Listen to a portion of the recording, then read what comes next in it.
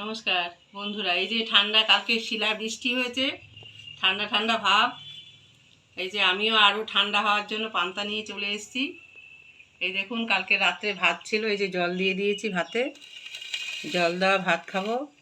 তার সাথে এই যে পেঁয়াজ কুচি, শুকনো লঙ্কা ভাজা, বেশি করে তেল দিয়ে আলু মাখা, পেঁয়াজি, আলু ভাজা, ডিমের অমলেট, এই সব কিছু নিয়ে বসে পড়েছি। পান্তা ভাত খাওয়া একদম জমে যাবে বন্ধুরা। সঙ্গে লেবু আছে, পেঁয়াজ আছে, কাঁচা লঙ্কা, লেবু পাতা আমার গাছ থেকে ছিঁড়ে নিয়ে এসেছি।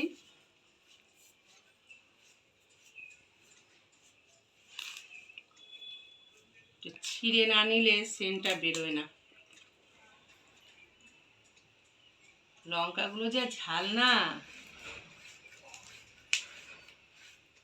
ভালো করে একবারে লঙ্কাগুলো ডলে ডলে মাখতে হবে। হ্যাঁ, লেবু পাতার গন্ধে আমাদের বাড়ির গাছের গন্ধরাজের খুব ভালো। এই একটু লেবু রস একটু চিপে নেই, সঙ্গে একটু মুড়িও নিয়ে নিয়েছি। আমি তো পান্তা ভাতের মুড়ি ভালোবাসি।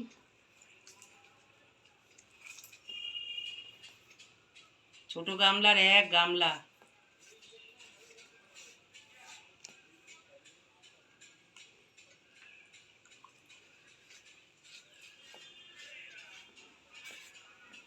তাহলে খাওয়া শুরু করি।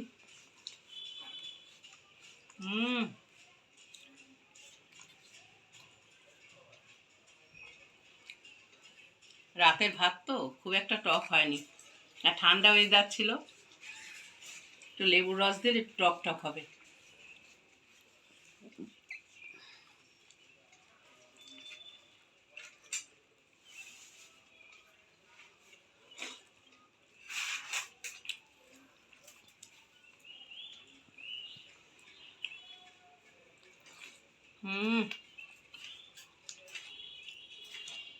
শুকনো লঙ্কা ভেজে আলু সিদ্ধ মাখা দারুণ।